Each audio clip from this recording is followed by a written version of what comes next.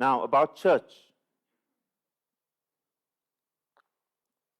Again, please give me a few minutes to explain the rationale behind how we would like to go about reopening church safely.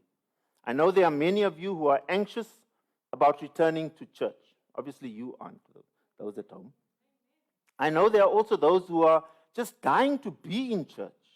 So how do we protect everyone? In medicine, we have a concept called herd immunity. And herd immunity simply occurs when a large proportion of a community, the herd, becomes immune to a disease, usually as a result of vaccination and infection, thus making the spread of that disease from person to person unlikely. As a result, the whole community becomes protected, not just those who are immune or vaccinated. So let's apply that to our church and to COVID. Consider our church family as the herd. So, cows, no, sir? You are the herd. Some of you are bulls, some of you are. The more people or members who are vaccinated, the greater the immunity to COVID. And the greater the immunity, the less chance of spread from person to person in church, increasing the protection of the whole church community, including the unvaccinated. Now, the challenge is, no one really knows what is the threshold or percentage at which we can achieve herd immunity. So I've taken a reasonably safe estimate of 80%. So how do we achieve herd immunity for our church? Well, number one, vaccine-induced immunity. And this is what I've been saying. The more members and attendees who are fully vaccinated, that means 2 weeks after the Pfizer vaccine, or 2 weeks after the J&J, 2 weeks after your second dose of Pfizer, remember?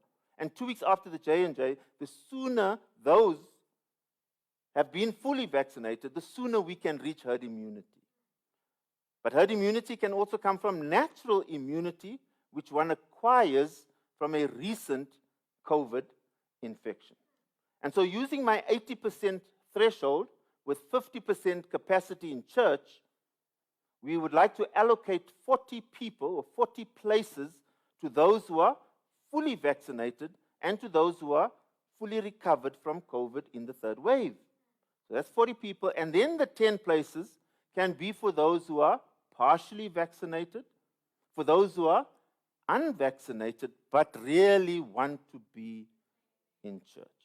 And by doing it this way and by God's grace, we can protect and prevent the spread of COVID within our church. Which means that I am appealing to everyone, especially those who are at home. If you are fully vaccinated, 2 weeks after your second dose of Pfizer, 2 weeks after J&J, if you are fully vaccinated, please book to come to church. Please take up your places, and by being here, you help us protect one another. If there ever was a time for us to be faithful in church, that time has come. Amen? So let's fill up the next few weeks with those who are fully vaccinated.